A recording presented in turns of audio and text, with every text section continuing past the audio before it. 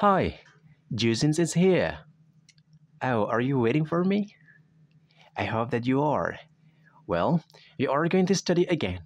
What you are going to study here is all about vocabulary. But then I would like to specify it into idioms. And I'm going to give you 20 common English idioms that you covered to know. Because when you use it, then you can understand English naturally, more and more again. But beforehand, we are going to seek out the prevalence of English idioms and Indonesian idioms so you can get the concept. Let's get started. So here we go. Dalam bahasa Indonesia, tahu nggak kalau kita ternyata juga punya idiom? So, idiom bahasa Indonesia. Coba perhatikan di sini ada kata angkat kaki. Bukan kakinya yang kita angkat, tapi kaki ini merepresentasikan apa di mana kita tinggal. So, angkat kaki di sini artinya minggat atau pergi dari rumah. Buah hati bukan berarti buah yang kemudian bentuknya hati, bukan. Artinya apa? Hati di sini itu adalah cinta dan buah itu adalah hasilnya. Sehingga kita bisa sebut ini sebagai anak.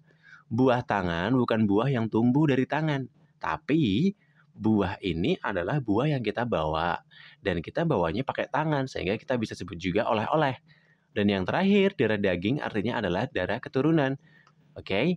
Nah, ini adalah contoh-contoh idiom. Jadi kalian harus tahu bahwa idiom itu adalah satu kata atau frasa dalam bahasa yang berfungsi untuk menunjukkan ekspresi tertentu, walaupun ini menggunakan metaforik, menggunakan perbandingan yang memiliki karakteristik yang sama. So, don't forget. And then, I'm gonna show you 20 common English idioms that you've got to know. Kita akan mulai dari yang pertama. Yang pertama di sini ada kata keep, ada juga kata on. Oke, jadi kata keep itu artinya menjaga. Oke, lalu on di sini artinya adalah terus. Atau di sini kita bisa sebut sebagai constant. On juga berfungsi sebagai di atas. Oke ya. Nah, kata keep on ini artinya apa? Kita terus menjaga untuk constant, artinya terus, keep going. For example, Sonia is bored in singing a Korean song. She keeps on singing while she gets a shower. Sonia is bored in singing a Korean song. She keeps on singing while she gets a shower. Sonia sangat asyik menyanyikan lagu Korea.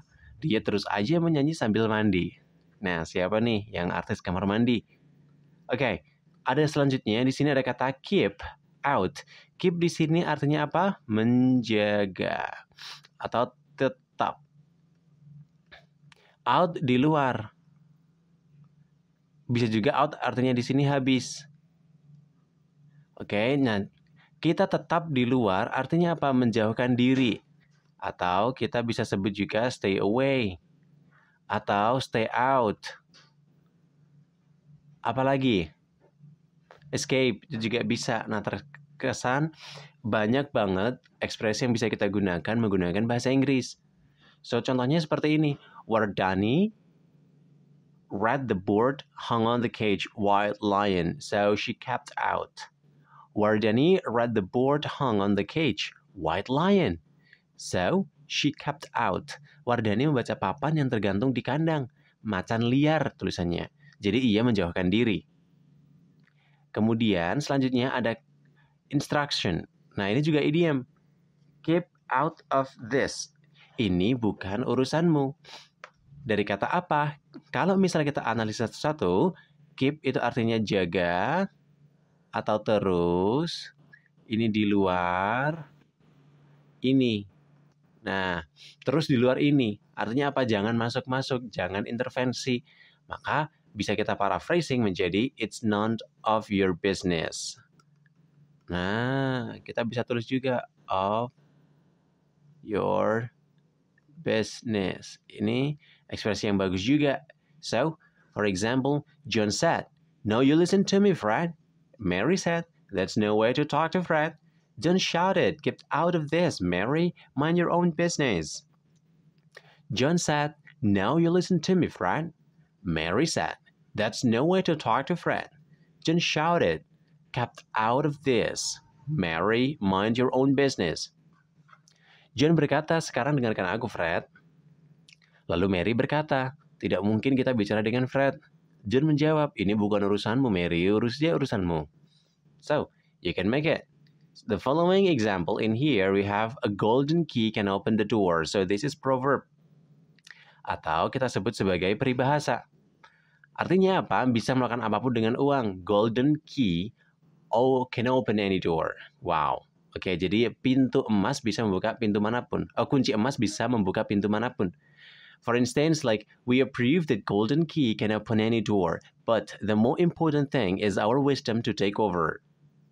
We approve that golden key can open any door, but the more important thing is our wisdom to take over. Kita setuju bahwa dengan uang kita bisa melakukan apapun. Namun, hal yang lebih penting adalah kebijakan kita dalam mengendalikannya.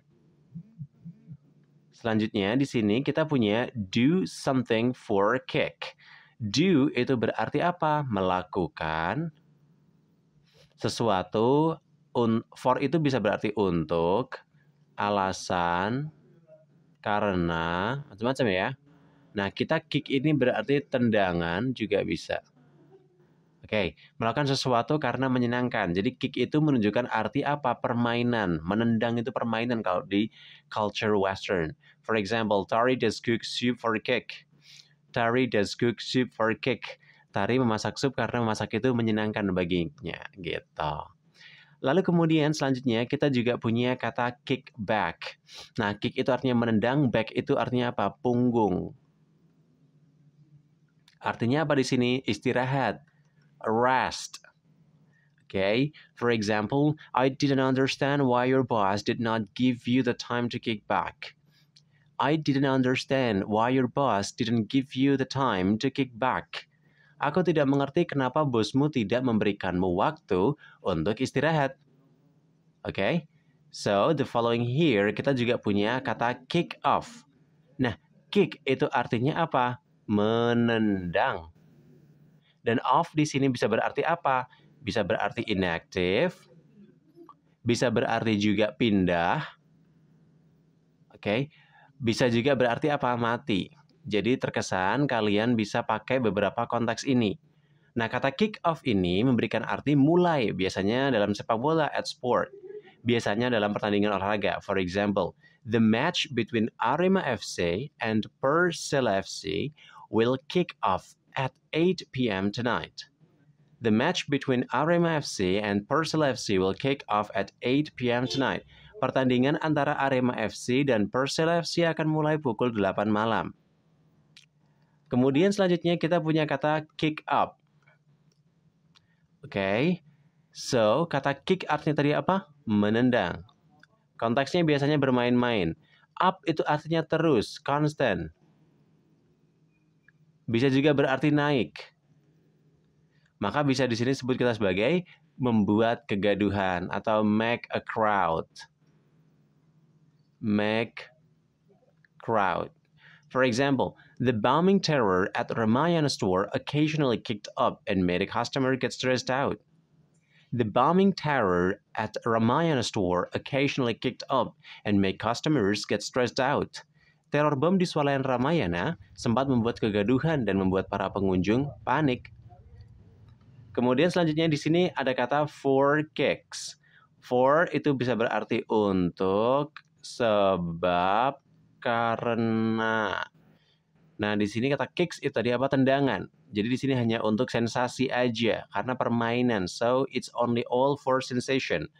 For instance, some troublemakers blowing the party is just for kicks.